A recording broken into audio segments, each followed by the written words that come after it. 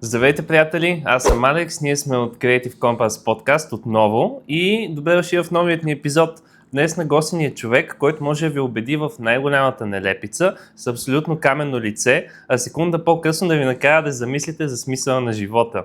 Това е един актьор, геймър, мислител и човек, който е превърнал кратките форми в свое лично изкуство. В интернет го познаваме от неговите скетчове, но днес ще искаме да разберем малко повече за какво стои зад образа, зад вярата и зад това специфично китодарско спокойствие. И без повече да увъртам, нашия гостен тази вечер е Китодар Тодоров.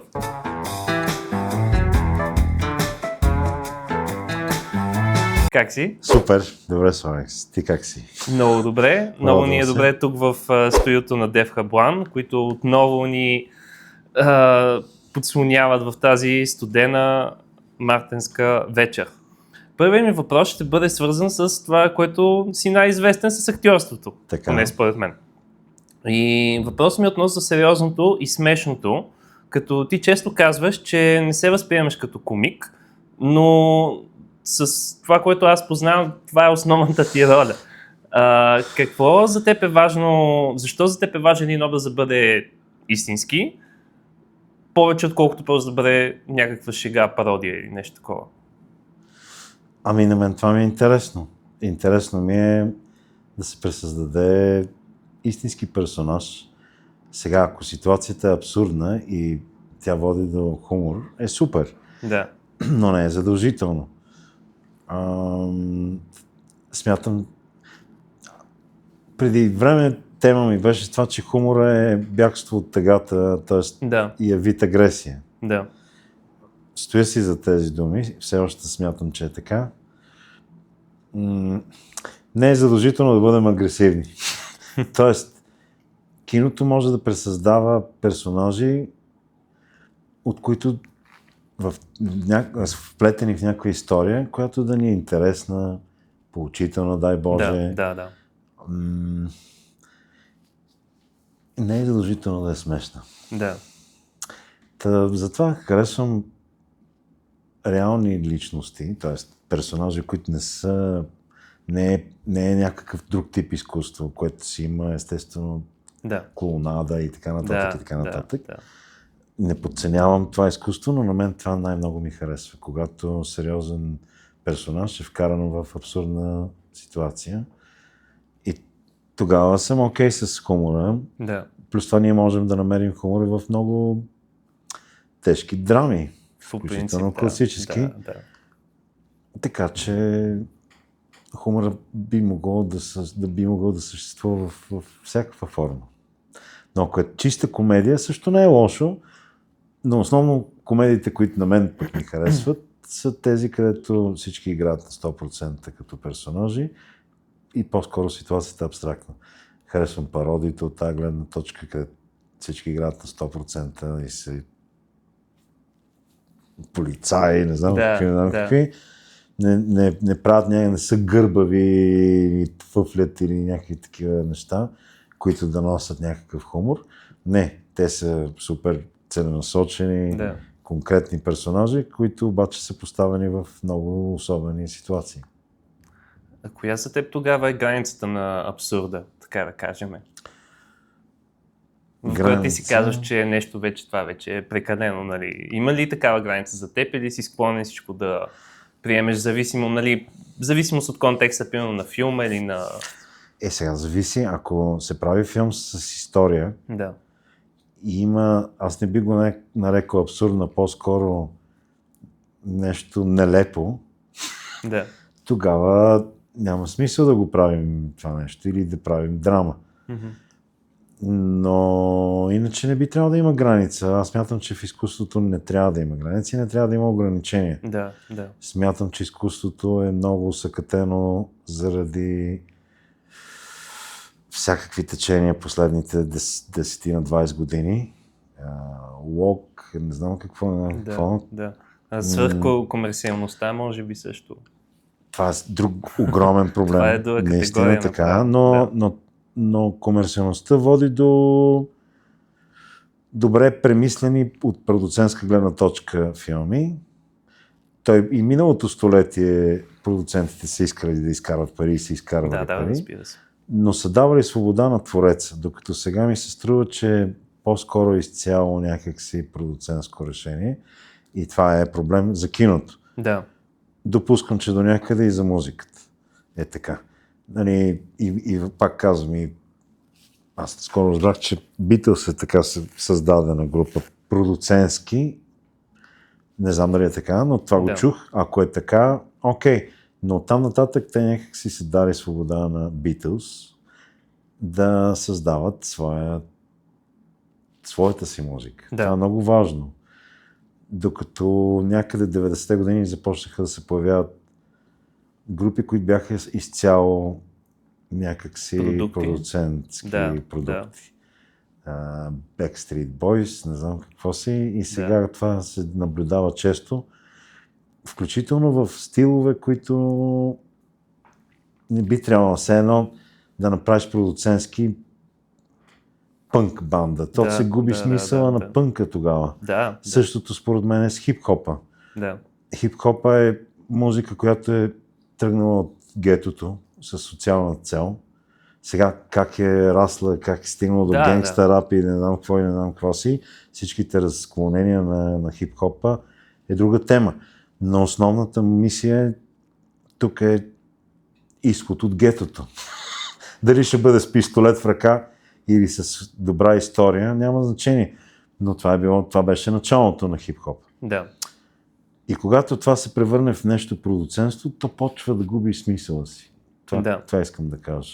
Аз съм напълно съгласен, да. И това е проблем. Да. И според мен това столетие има такъв проблем, защото за 25 години няма нов стил музика. Да. Няма нови течения. Има ремикси и такива неща, даже и ремейки, и ремастери. Желание за ренесанс към 60-те, 70-те, 90-те, 80-те, но няма нещо, което да те грабне да е чисто ново. Да. Няма. Невероятно е. А само за 20-30 години от миналия век има поне 5-6 чисто нови стила. Ето, точно тук искам да ти задам въпрос като човек, който има повече житейски опит и видял много повече от тези процеси, за които говорим. Ти как си обясняваш това? Каква е причината изведнъж? Всичко става пари. Да, това но основната причина. Това не е за първи път, не е от 2000-та да сме представили концепцията за пари. Ами сигурно е комплексно, но според мен това все пак може би основна причина. Когато има огромна алчност и се прави продукт само за да се продаде, тогава този продукт започва да се обезценява не като в пари, а като същност, което е много тъжно. И това е процес, който според мен е на поне 30-40 години. Той е почнал, може би, някъде 70-80 години, много деликатно, но с времето това е станало основна цел. Да. И това е много тъпо, за съжаление. Да. Обаче, има според мен и други причини за това. Допускам, че под някаква форма се изгубила и аудиторията. Тоест и самите хора може би нямат нужда от нещо такова, защото както няма нови стилове, така има и много интелигентни млади хора, които правят интересни неща, но те не са оценени. Да. И те не са оценени от хората. Тоест, допускам, че до някъде виновник за това е интернет, който бълва изключително много информация и вече няма как да отседиш хубаво от лошо. Mm-hmm. А то става масово гледане на всичко някакси. И съответно много е трудно да се създаде събитие. Защото, да кажем, допреди 20-30 години филмите са били събития. Музиката е било събитие, един концерт е било събитие. До някъде все още в музиката може би е така, но въпреки това когато има прекалено често такива събития, те вече губят. И сега, ако примерно в миналото на световно ниво са били популярни, да кажем, 100 човека, да, сега когато са 10 000, те не могат да бъдат Да, по същия начин оценени. То няма как да стане. да, абсолютно. Според мен, сигурно има и още много други причини, които не съм се сещал за тях даже, но тези две със сигурност са част от причините нещата в момента да не са съвсем добре по отношение на културата. И то в световен мащаб. Да не говорим, че тук има, примерно в България се сещам за една още със сигурност нещо, което много ме дразни, това е политизирането, защото не е важно какво си направил, важно е дали си приятел с Гербаджия или с някой от БСП или с някой от другите партии. Да. И това е безумие някакво. Да. Много се надявам младите хора да са далеч от политиката, защото политиката е гнусно нещо, което създава само някакви разцепления и глупости. Тук имаме допълнителни проблеми. Те, между другото, може да са и в останалия свят да са валидни, но тук е много видимо и тук поне ние си го виждаме, че е така. Или това е проблем. По принцип, да. Според мен е хубаво хората и млади и на всякаква възраст да имат някаква политическа активност и разбиране. Но да си я задържат за себе си. Ако някой... Значи на този принцип ние трябва да най-вероятно можем да канцелираме цялата ни култура човешка до този момент. Защото Леонардо да Винчи е подпомагал венецианците, които пък са помогнали за падането на Константинопол. Ние по тази логика можем наистина да канцелираме абсолютно всички. Ако ще да е най-гнусният нацист, ако той е изключително талантлив човек, ние не оценяваме това, че е нацист, а това, че е създал нещо невероятно. Аз така разсъждавам и така според мен трябва да бъде. Защото иначе никой няма да е достоен да бъде автор, творец и така нататък. Философ. Да. Ако вземем, ние не знаем древните философи какви гнусоти са правили. Обаче се възползваме от математика, физика, биология, химия. Чета половината експерименти са били върху роби, по гръцко и по римско време. Да. Изпробвано нещата са се изпробвали върху живи хора, които са страдали, крещяли и пищяли от болка. Трябва ли да канцелираме цялата медицина, например, поради тази причина? Или наука. Или цялата наука. Страшна глупост е това и това мен много ме дразни наистина. Има едно лицемерие, защото ние хем под някаква форма се радваме на цивилизационния момент, в който се намираме в момента и на всичките удобства на цивилизацията. Хем някак си мразим злите хора, така наречени, което само по себе си е страшна глупост, заради които в крайна сметка имаме всички тези блага. Да, и за мен няма много логика. Има зловещо лицемерие в това. Да. Или живееш в планината и се отказваш от цивилизацията, аз съм окей. И тогава е честно. Или живеейки в цивилизацията, осъзнаваш, че светът не е много хубаво място, има много зло в него и заради много зло ние в момента имаме топла вода, ток и така нататък, и така нататък. Всичките удобства на съвременната цивилизация. И да, не е лошо, когато някоя марка кафе евентуално може да гарантира, че не е използван детски труд в Кения, примерно. Да. Не е лошо, такива стъпки са важни.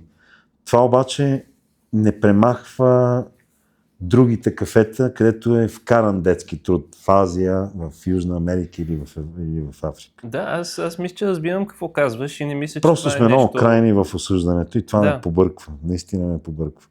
Все едно ние сме божества, които сме много чисти и хубави и осъждаме злото, което за нас е невидимо, а всъщност то е в по-голямата част от света съществува. Просто и в това има нещо много винаги... префинено, гнусно обаче. Да. Много ме нервира това. Не, разбирам и за мен е това историята да се използва. Историята е политическа наука в някакви си. Изцяло. Тя е писана от победителите. Така е. Тя е поукрасила победителите и поочернила малко повече понякога. Със сигурност, да. Но може да се разглежда и като някакъв запис на какво се е случило и да се гледа по-обективно, а не цялата тази част от историята. Имам преди една част от историята, ние просто я очерняме, не говориме за нея, дори да се е случила преди 40 години, да кажем. А други части величаем, които са били преди толкова отдавна, че нямаме даже сведения за тях. Така е. За мен това не е обективно. Изобщо, не, той за настоящето е вредно да очерняме. Има едно такова усещане, че хората някакси в двете крайности или героизират, или демонизират някоя личност, да кажа. Пък това не е така. То никога не е така. Кой човек познаваш, който е съвършено добър или съвършено лош? Няма такива хора. Няма. Да, даже сега, примерно, наскоро, защото е пресен пример и това също много ме дразни. Този случай с Иво Раков, правилно произнасям фамилията, той ми е приятел, но не му знам фамилията с яснота. Да. Хората му се нахвърлиха, обаче това не е правилно. Това на мен ми напомня на Народния съд, срещу когото всички толкова много обвиняват комунизма. Да. Но това е абсолютно същото. Няма да го заведат в планината да го разстрелят, но те го разстрелят във Фейсбук, например. И това е много отвратително. Това. А така е даже и по-безлично, по-страхливо някакси. В смисъл, вместо да отидеш и да кажеш на човека така и така, ама не, какво да му кажеш? Ако това е незаконно, т.е. ако той е направил престъпление, има си съд, той не е някой политик с огромно влияние, който да се отърве. И т.е. съда няма да го покрие. Така че има си съд, има си ред, има си прокуратура, каквото трябва да си го осъдат. Или ако съда каже, че всичко си е било по правилата, да си замълчат завинаги. Но такъв тип на народен съд е отвратително нещо и това не е само към него, просто сега е най-пресен пример.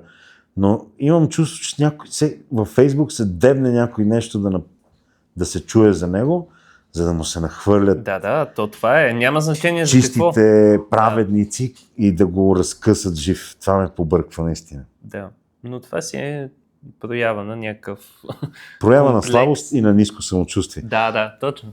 Другото, което е според мен е много тъжно, че ние искаме другите да не взимат много, а не обратното. Ние да искаме да взимаме повече. За мен това трябва да е стъпката. Да. Тоест не да гледаме другите да ги свличаме надолу и да казваме не, той взе твърде много пари, ами някакси да се опитваме ние да взимаме повече пари. Защото иначе вечно ще мизерстваме. Понеже това ми е тема от известно време, че аз от 30 години се боря да си кача стандарта и ми е изключително трудно и не можеш да намериш пари, за да направиш нещо, което много ти си иска. Да. И мен това ме дразни. Но аз изобщо не намирам проблем в това, че той си взел толкова много пари. Аз искам да взема толкова пари. И да направя нещо, което аз искам. Това трябва да е пътя. Трябва да искаме ние повече, а не да искаме другите да взимат по-малко. Странно е това. Да. Не, това е абсолютно... Не, може би някакъв остатък от комунизма. Не вярвам. Това е остатък от простотия. От простотия. Не мисля, ще питам. И завист, което е много типично за нашата географска ширина, което е много тъжно. Да. Аз самия изпадам в завист. Първите ми реакции са също завистливи, което е много гнусно, но се опитам да ги махам. Това е много гнусен грях. Да. Не, ние имаме поне контрол повечето от нас над собствените си мисли. Надявам се, но първо и на мен първо му завиждам. Като чуя, че някой успял в нещо или е получил повече пари и ме яд. Това е заложено генетично някакси в нас и това е много гнусно. Но да, трябва да се борим с това нещо, защото това наистина е много мизерно мислене. Такова на мизерни Не води до хора, никъде. които без никакво самочувствие. Да. И аз се боря с това много, защото го ненавиждам в себе си, тази черта. По принцип, аз искам да те питам за видеоигри. Но сега си Добре, нека си говорим, може поговорим би, за по-интересни неща. Не знам. No, както кажеш. Ще те питам, понеже имам един въпрос доста интересен. Ти си открито вярваш човек. Така. Говориме си за нещата сега. Как човек като теб, когато се сблъска в бизнес средата, шоу бизнес средата, тази среда, която, нали, знаем е било то Не е от... чиста. Именно, Така. не е чиста. Как се справяш, ако искаш, или си кажеш, нали, че може би е окей в някаква степен да имаш взимане дане с този свят за някаква друга... Ма ние всичките сме в този свят. Да. Обясни ми просто какво мислиш по въпроса. Средата е огледало на света. Така. В крайна сметка изкуството е тръгнало основно за възхвала на Бога. Така, да. И музиката, и танците, ако щеш, и рисуването, всичко това е било с цел да възхвалява Бога. Готвенето също. С времето обаче, и то може би сравнително скоро, това се е променило. Или да кажем, че е започнало да се профанизира в някакъв момент в историята. Дълго време е имало изкуство за кръчмата и изкуство за възхвала на Бога. Да. Но последните 100 години основното е изкуството да е профанизирано в крайна сметка. Основната тема е секс, пари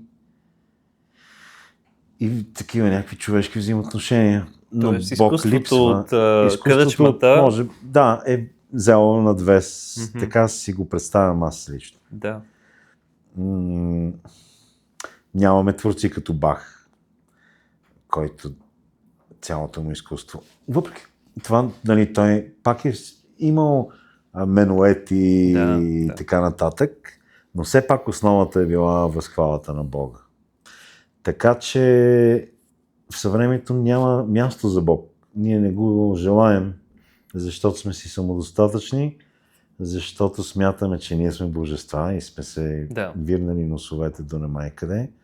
Гордостта е до края. Егоцентризма е зловещ. Всеки е сам за себе си. Не живеем в много готини времена, според мен.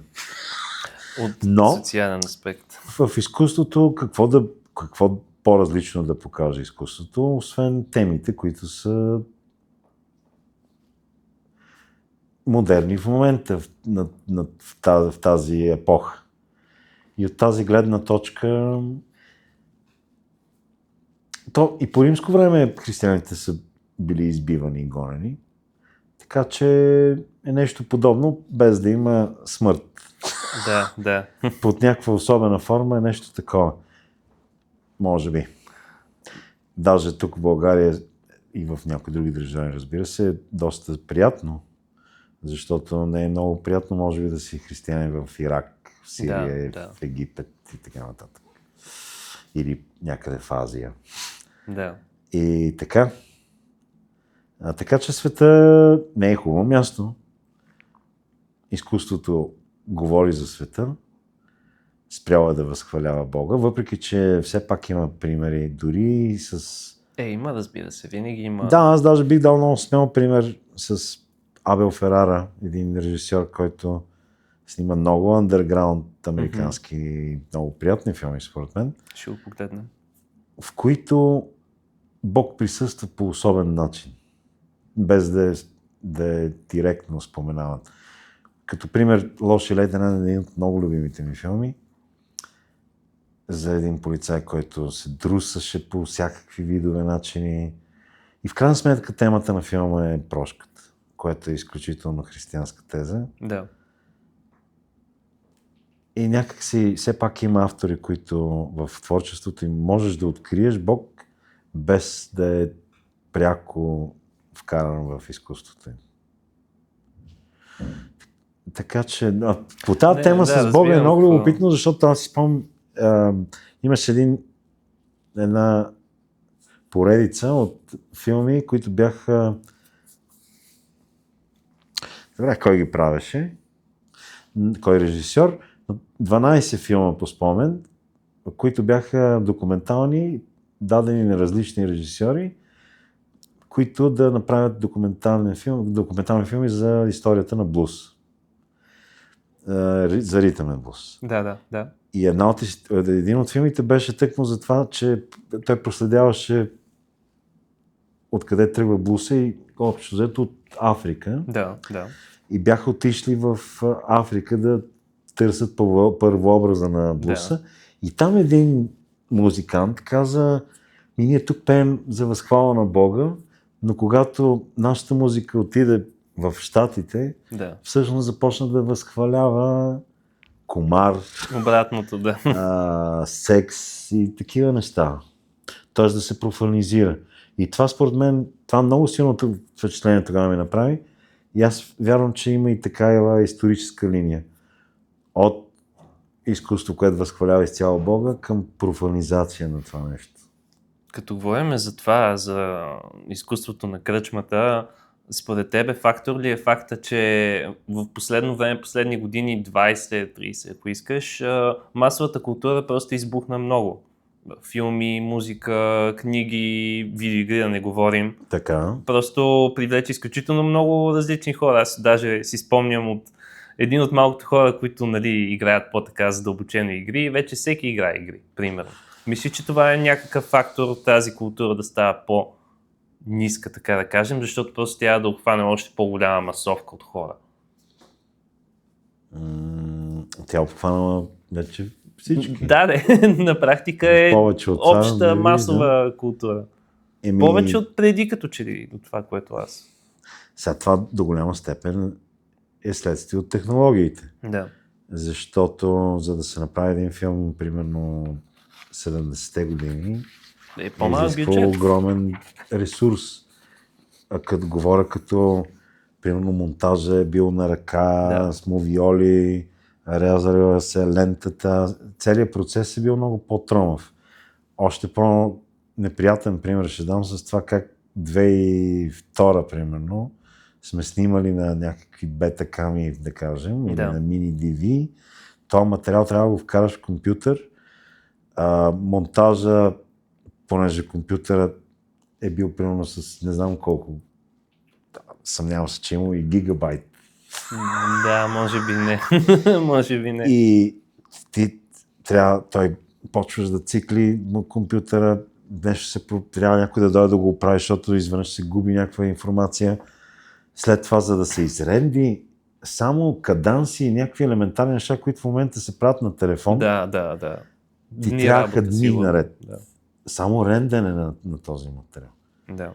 Така че, когато производството на дадено нещо, времето за правене и начините му стават по-лесни, съответно то става по-масово. Логиката е най-съща.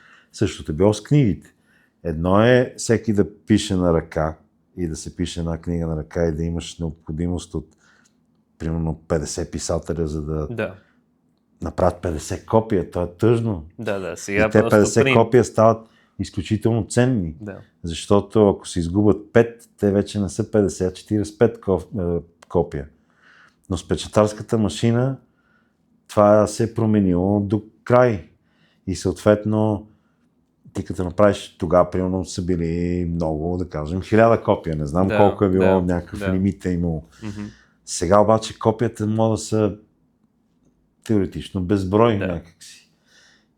И това е голяма разлика.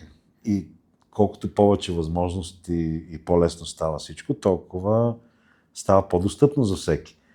В което най-вероятно има и плюсови и минуси, като всяко едно нещо. Плюсовете със сигурност са това, че все пак наистина много хора могат да се докоснат може би не до всичката, но до по-голяма част от информацията. Да. От друга страна, може би минус е, че пък много хора могат съответно да правят информация, която не е задължително стойностна. Не е задължително стойностна и това някак си ще се оправи. но не знам как. Ние тогава си отговорихме малко на въпроса от по-рано за това, защо така става. Може би е неизбежен цикъл. И това го има 100%. И въпросът е кога, нали, махалото ще се обърне в другата посока, кога може би. на хората ще им писне да Да, защото е гледат въпрос на време. по-евтинки неща. Да. Особено сега с AI, аз съм убеден, че има един момент, който хората ще кажат, ще дам пари само да не е AI, примерно. Дай Боже. Аз също смятам, че... Аз мисля, че така Аз смятам, че имаше подобен хората. страх с специалните ефекти. Да. И хората казаха край с киното, всичко ще бъде вече То спецефекти. се промени, но още го има. Само, че сега има, както виждаме, пак някакъв ренесанс и някои режисьори, включително правейки фантастика. Blade Runner давам като пример, но все пак е добър пример. Всъщност предпочитат декор и да няма, и да има съвсем минимално специални ефекти. Така че аз не се страхувам от AI. Не смятам, че ще промени, че тотално ще промени света и начина на изразяване, примерно в киното. Ще го промени, Пък ако го промени, такъв ще ни е излезе пътя. нещо друго, сигурно. Някаква друга Да, форма не, то същия страх може да... Сега, има друго нещо. Хората се страхуваха при появата на телевизора, Да. че няма да има повече театър. Примерно. Даже преди това с появата на киното, че няма да има театър, а след това с появата на телевизията, че няма да има кино.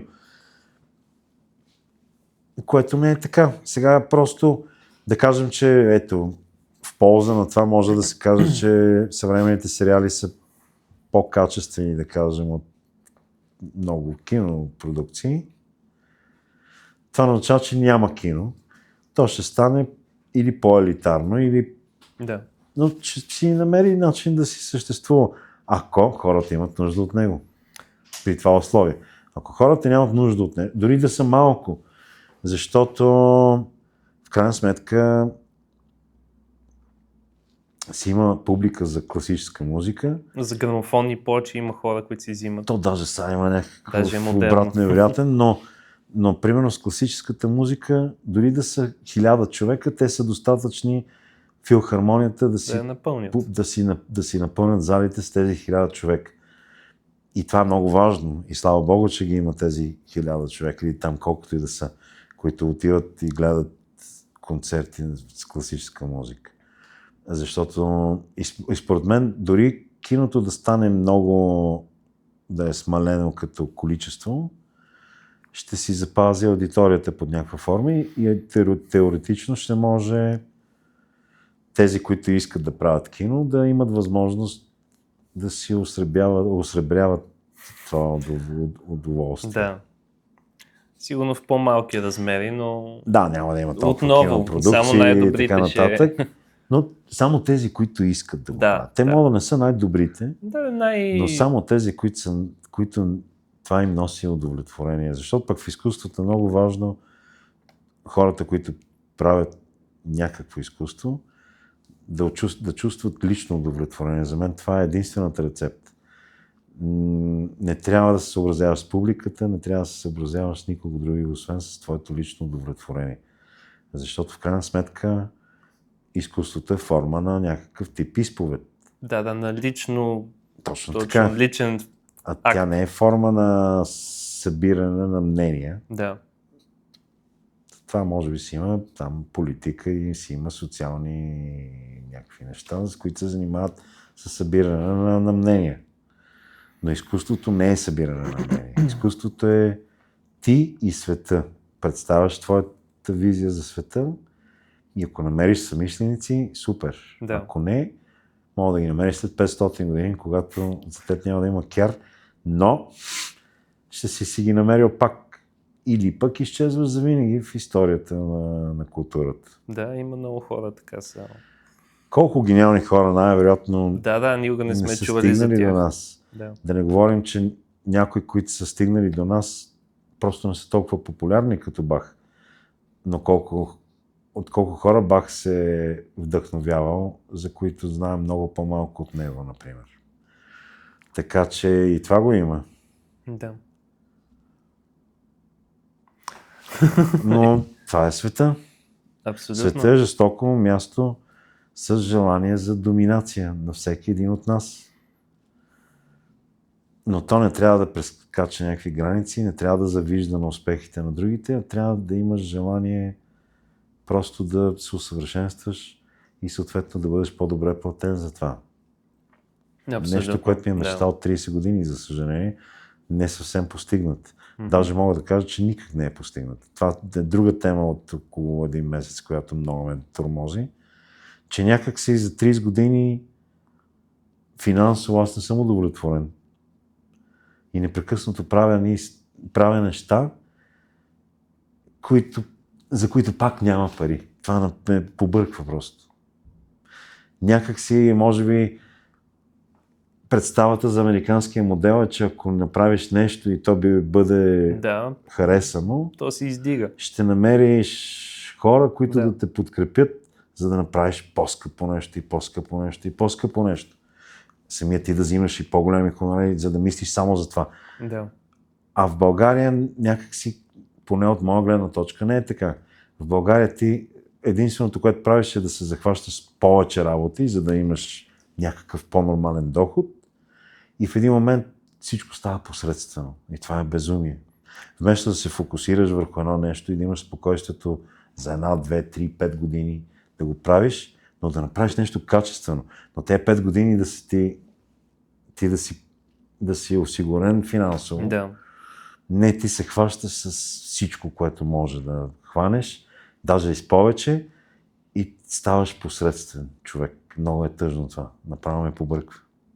Аз също съм забелязал нещо такова да се случва. Сякаш, може би не само в България, но в България посредствеността, тя се награждава и се харесва и се То няма друг начин. очаква. Тя не се награждава. Тя просто нямаш друг избор. Защото за да оцелееш, отиваш в Русинския театър, след това снимаш филм, на другата сутрин снимаш реклама и след това детско представление и след това не знам какво си. И това е страшна глупост, наистина. Аз се това изморих. Е целият ден, да. И това ти е цялото ежедневие, накрая не помниш нищо и не ти се занимаваш с нищо. И ставаш посредствен. Да. Защото ти нямаш друг избор. Иначе трябва да полудееш. Така че културата в България е много ощетена от тази гледна, от финансова гледна точка. Да. Някак си нищо не работи в полза на това. Един автор, няма значение какво прави той. Музика, тъпа музика от моя гледна точка или от твоя, няма никакво значение. Той трябва да е някакси добре заплатен. Иначе той започва, рано или късно ще стане посредствен. Той няма избор.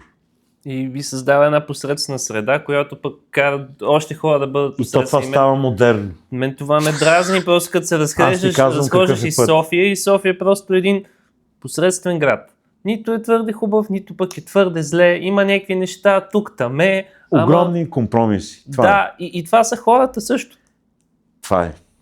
За да мога да оцелееш. Аз ти казвам причината за това. Така е, разбирам, оцеляването е най-важно. Защото пак ти казвам, ако се даде на един автор достойно за възнаграждение, хонорар идва от достоинство. Да. Honor. Това е латинската дума. В древност, в Рим се е плащало на лекари, хора на изкуството и адвокати не по ставка, а по достоинство. Да. Защото този труд няма цена. Да. Колко струва това адвокат да те спаси от да те набучат на някакъв кол за наказание? Колко струва това? 20 лева, 200 лева, 2000 лева, 200 хиляди, колко струва твой живот? И затова римляните са го измислили. Ти даваш колкото можеш за достоинството, по достоинство на тези професии. Един ще даде една свиня, защото има две. Може. Да. Тоест половината си имане ще даде, другия ще даде къща в Сирия, примерно, защото има 30 къщи. И това, че някой адвокат или лекар му е спасил живота, той ще му се отплати с това по достоинство. Те хонорари идва оттам. Но хонорарите в България са минимализирани и се случват парадокси, защото хората, които са от творческата страна на нещата, често взимат по-малко пари от хората, които са в... Абсолютно. Това е много вярно. Абсолютно безумие. Да. Тук обаче искам да подчертая нещо много важно. Техническата част взимат пари, които трябва да взимат. Да. Тоест, аз не казвам дайте на тях по-малко, а казвам дайте на нас повече. Това трябва да е принципа. Да. Защото те взимат достойни пари. И съм абсолютно съгласен и им се кефа, че са си го отвоювали по някакъв начин. Но това, че ние актьорите, да кажем, или ние режисьорите, или ние операторите, или ние монтажистите, или който и да било, или ние художниците, не си отстояваме да взимаме повече пари, е абсолютно наша глупост. И аз не знам точно как трябва да стане, с някакъв синдикат или с нещо, но трябва нещо да се измисли, защото е пагубно. Има предвид, че някои актьори получават по 300 евро месечно заплащане в театър. В театъра... Не, в София може би не. В София може би повече. Със сигурност там... има, аз знам хора, които, по-млади актьори, които взимат 300 евро заплащане за театър. Това е безумие. Не, абсолютно. Но в София хонорарите на някои актьори не са много по-големи. Това е още по-тъжно. Къде трябва да плащаш за ток, за парно, някой са под наем. Как точно смятат, как да не станеш посредствен? Ти ми отговори на този въпрос. Не мога. Невъзможно е. Със същия проблем момент се сблъсквам. Ти или трябва да работиш на 2-3 места, за да заради твоята идея да твориш като актьор, режисьор и не знам какво си, и не трябва да станеш посредствен. Самата среда е гнусна. Това искам да кажа. Да. И понеже ние няма как, за съжаление, да протестираме, не знам как се казва думата, фиктивно, не фиктивно, ами както гърците, примерно. Активно? Не. Буйно. За мен протеста трябва да е, както най-хубавия пример е буклукчиите в Париж събират буклука за 1-2 седмици и общината им дига парите. Но ако актьорите спрат да играят в театрите, никой няма да обърне толкова много внимание. Абсолютно, ще се дигне шум, да. но това не е ефективна стачка, за съжаление. Тоест, от всякъде сме прецакани. Няма как. Тоест, културата изцяло зависи на милостта на държавата и на богатите хора. Абсолютно. Ако богатите хора и държавата не я подкрепят културата или непрекъснато падат ставките за това, културата ще изчезне със сигурност. Явно не е ценна за някой. А ние сме в някакъв подобен етап, според мен. Това е според мен за някои управляващи, тя просто не е ценно нещо. Аз не вкарвам грам... Или хора даже, какво остави се казва управляващи. това...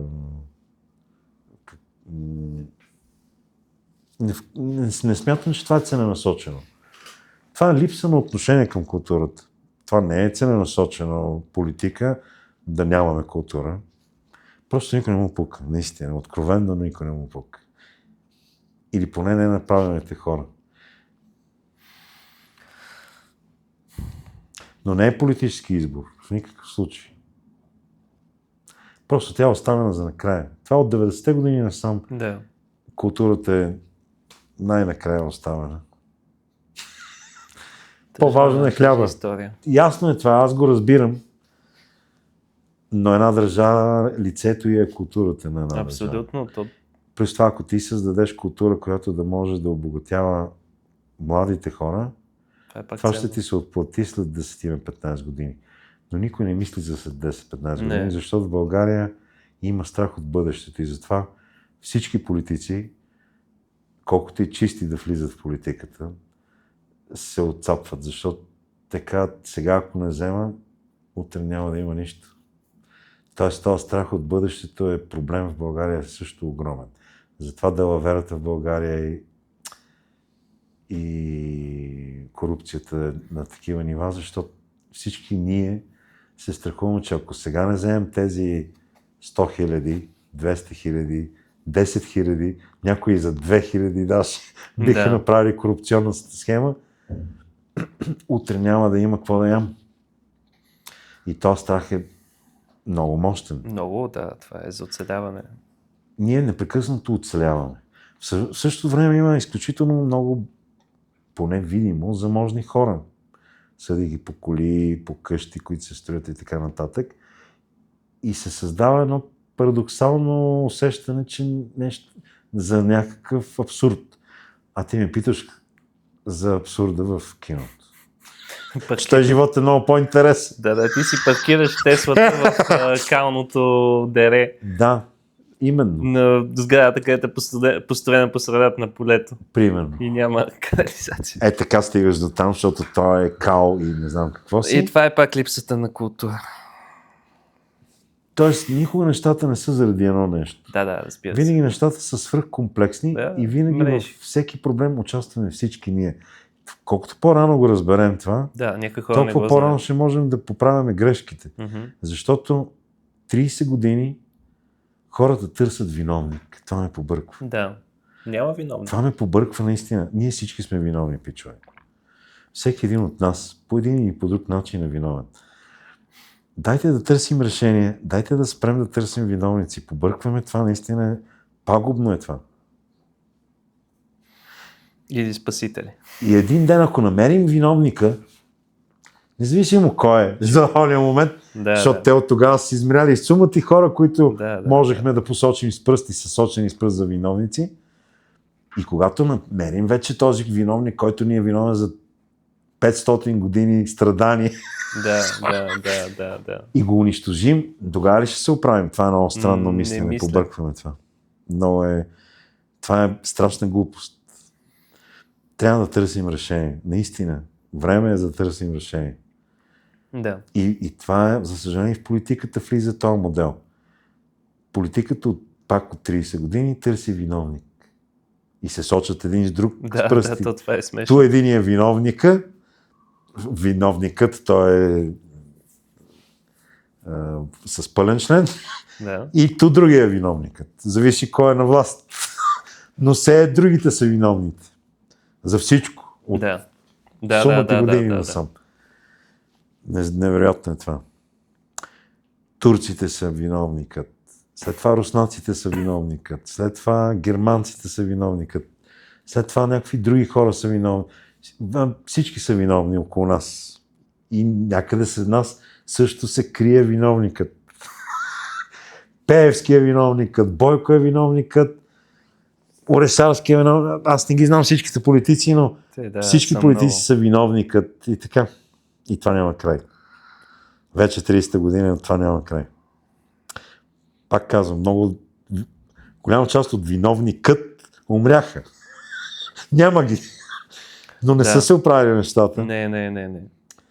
Така че да, това желание да се търси виновника, да не се търси решение е много зловещо. Защото много голяма част от нещата зависят от нас. В по-семпъл вариант, как ще си устроиш градинката пред сградата, в която живееш. Ако чакаш общината, ще си търсиш виновникът още и децата ти, и внуците, и правнуците. Но ако имаш желание, покажи на другите съседи, че може всеки, и както ти, така и те. Има един пич, който е румънец. Да, виждал съм го, който чисти той чисти по детските и други такива. Но е румънец, той не е българин. Да. Много е тъжно това. Да. Защото българин ще потърси виновник, той няма да потърси решение. Докато румънец търси решение и не го интересува виновник, той иска да му е по-чисто пред блока, в който живее. Това е. Той е чужденец, този човек. Той не знае къде е попаднал. Да. Тук изглежда... Скоро и той ще почне да търси виновник. Най-голямата комедия е тая, в която ние живеем. Така е. На нас много ми е приятен разговор, но ни напред във времето. Да. И ще ти дам един така последен бърз въпрос. Коя е най-голямата заблуда? Може би ще е малко дълбок. Но гледай да ми го скъсиш. Коя е най-голямата заблуда, която хората имат за кит? Нещо, което никой не е чувал. Само тук за нашата аудитория. Аз нямам тайни, така че ако нещо съм казал, то е било така, както съм си го мислил. Може да се променило и може преди примерно 10 години или 5 години да съм казал нещо, което сега не смятам, че е така. Хората се променят то. Но това е съвсем естествено. Да. Така че... Не, по-скоро някой, ако не те познава толкова добре, има някакви презумпции за тебе и когато те срещне, каква е тази нещо, което ще види като разлика? Можеш ли да го идентифицираш? Не знам, не мога да преценя наистина. Аз, за да го отговоря на този въпрос, трябва да знам какво хората мислят за мен. Вярно е това. Пък първо аз забравям и второ кои хора, защото има много, примерно, има и хубави и лоши коментари, да кажем, под постове или под видеа. И сега един човек ще каже нещо лошо, друг ще каже нещо хубаво. Да. Как да кажа, от чия гледна точка. Пък може и двамата да не се прави. Аз съм човек, греша, правил съм много простоти, най-вероятно ще правя много простоти. Опитвам се да не ги правя, за мен това е много важно. Да. С някои неща не мога да се преборя или пък много трудно и дай Боже да ги преборя. Но това зависи от силите. Осъзнавам, че съм слаб, но ме кефи, че съм жив и че теоретично мога да поправям неща, които не ме кефят в себе си. И това е голям кеф. Да. Щастлив съм, че си имам семейство, че си имам 2 деца. Не знам какво повече. По-добре съм финансово от преди 5, 6, 10 години, това е така. И пак, но на базата на това да, примерно, да виждам децата си веднъж седмично, което ме дразни. Или 2 пъти, примерно, събота и неделя, като това не е задължително, понякога ме няма и събота и в неделя. Да. Ето това, примерно, наистина от известно време насам много мисля за това колко е безсмислено това нещо, което правя. Защото аз слагам много усилие и накрая няма удовлетворение. И това е безобразие. Да. И в един момент аз разбирам някои хора, които предпочитат просто да си седат по кръчмите без пари. Защото разликата в един момент... Аз имах така теория преди 5-6 години, може би затова много ясно я разбирам, защото в един момент разликата между това да печелиш, да кажем, 500 евро на месец и на това да не ги печелиш е нищожна. Тя е 500 евро, което са нищо. Да, ще ти е по-кофти, ще взимаш заеми, т.е. ще живееш малко по-тъпо, отколкото ако... Но няма да работиш 8 часа на ден. Да, и ще може да ги инвестираш в нещо друго, което... Нищо няма да ги инвестираш. Добре, и това е ценно. Ще си лафиш и си спиеш на версия водка или там каквото ще е ракия, ще ядеш някакви много гадни храни, но няма да си губиш времето. Защото ако някой ми каже, че който не работи си губи времето, е лъжец. Съгласен съм между в нашите условия. Аз мога да му го докажа, защото аз от всичкото това, което правя последните 5-6 години, първо нищо не помня, второ това не е довело до нещо, кой знае какво повече. Единствено е довело да мога да карам малко по-хубава кола, която е на изплащане и да си купувам, да се удовлетворявам с някакви материални тъпотии. Само това е разликата. А тогава всъщност правих по-готини неща, когато нямах пари. И това е много тъжно. Така че ето нещо. Хората могат да си мислят, че са много богати, например. Това не е вярно. Хората може да се мислят, че съм успял.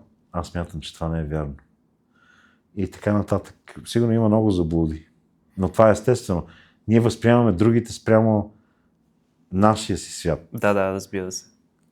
А нашия свят е много различен от света на другите. И сигурно безкрайно много неща има, които не са вярни, за които мога и аз, дори аз да греша, че те пък могат да са вярни, аз да си мисля, че не са вярни. Има и такъв момент. Да. Ние понякога се самозаблуждаваме, че сме някакви, а всъщност не сме такива. И това го има. Затова е важна комуникацията. Затова е важно да се радваме на живота. Това най-вече. Да се опитваме да имаме време за близките си, да имаме време за себе си, Абсолютно. да имаме време за работа. Да. Не пренебрегвам работата с това, което казах преди малко. Просто малко преувеличавам, за да покажа, че нещата не са съвсем наред. Да. Трябва да имаме време за Бога, трябва да имаме време за всичко. Така че тази система да работи докато станеш на 80, за да ходиш до Франция да снимаш Алфовата кола, мен тая идея абсолютно не е моята. Да. Аз харесвам средиземноморския модел. Наистина, той е смислен. Но всъщност в Европа, слава Богу, не е съвсем така. Може би в някои държави да е, не съм сигурен. Но Европа, слава Богу, не е така. Просто ние трябва да вземем пример от хората, където... Само последно давам пример, защото много ми хареса, беше скорошен. В България филмите се снимат по американски модел. Да. 12 часов работен ден с 1 час почивка за обед. Един мой приятел, който снима много американски филми, като режисьор и като асистент, отишъл да снима филм в Норвегия, защото аз си представях, че над Париж също се работи здраво. Mm-hmm. И този пример много показва, че обратно. Не е така. Че явно цяла Европа върви към по-добро в това отношение. И те са му казали, сега има два варианта. По синдикатите има само два начина. Да. Или снимаме 5 дни по 10 часа, което пак е с 2 часа по-малко от американския стандарт. Да. Или, което пак е включено и обедната почивка, т.е. 9 часов работен ден с 1 час обедна. Да. Или снимаме 5 дни по 8 часа. Предишния път ще каза 5 дни. 5 ли бях? Значи ако са 5 дни по 10... Повече дни за по-малко часове. Значи 4 дни за 10 часа или 5 дни за 8 часа. Да, това имам. Тоест, понеделник, вторник, четвъртък, 8 часа, 10 часови работни дни, което е безумие. Или 5 дни по 8 часов работен ден, в които са включени обедните почивки. И той си е мислил и избрал варианта с 4 часов работен ден по 10 часа, за да има 3 часа, в които да си доработва, да си прави записки, т.е. пак си е вкарал работа, но ти имаш 3 дни. Да. Тоест някъде в скандинавските държави моделът е същия. Тоест по-нормален. Докато тук се снима, тук ако можеше по закон, ако нямаше по закон един ден да ти е в 8, в 7 дни нямаше да има такъв. Нямаше да има почивен ден.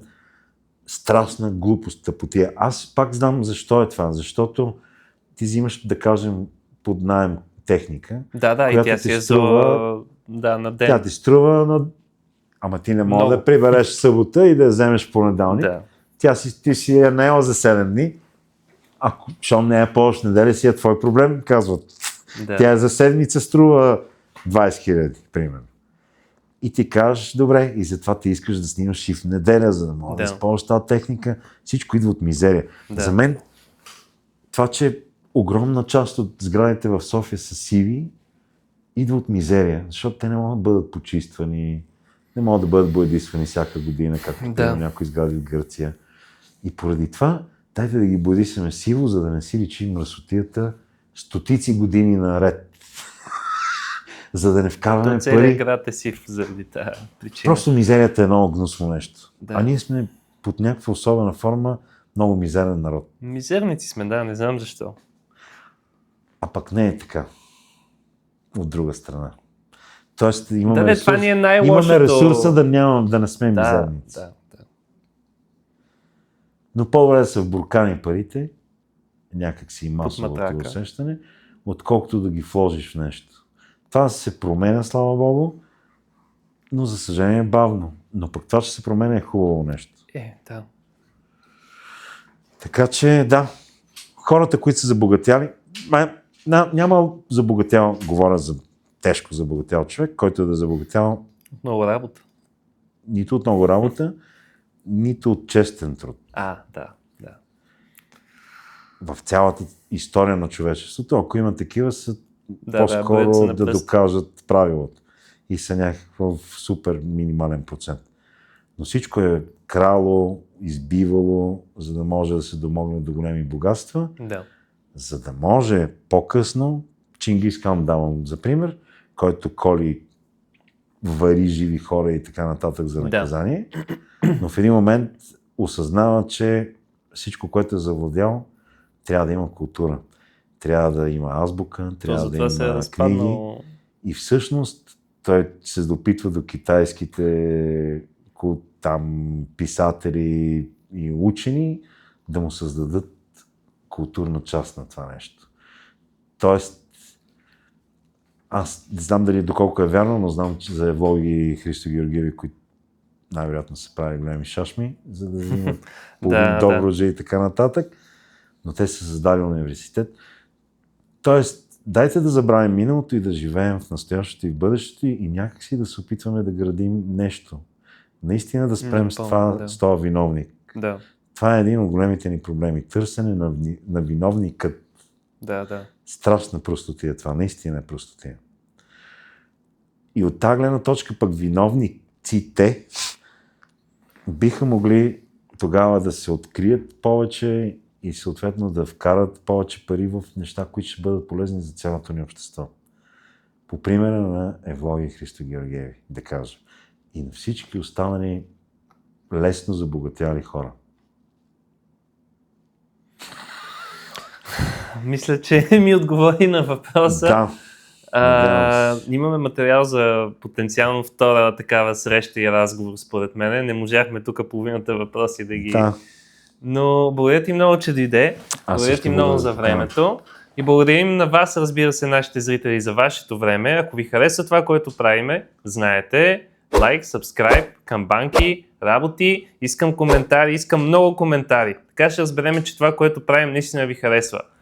Последите Кито във всичките му негови приключения и нали, ти каза всъщност по-малко в последно време, че се опиташ. Няма как да се опитам. Няма как. Повече даже. Правя много неща и се захващам с още и направо наистина в един момент, като някой ми каже отпада утрешната ангажимент, аз съм щастлив. Това е невероятно. Разбирам. Тъй, че имате какво да гледате и при него. И благодаря ви, че бяхте с нас и до следващите епизоди. Чао!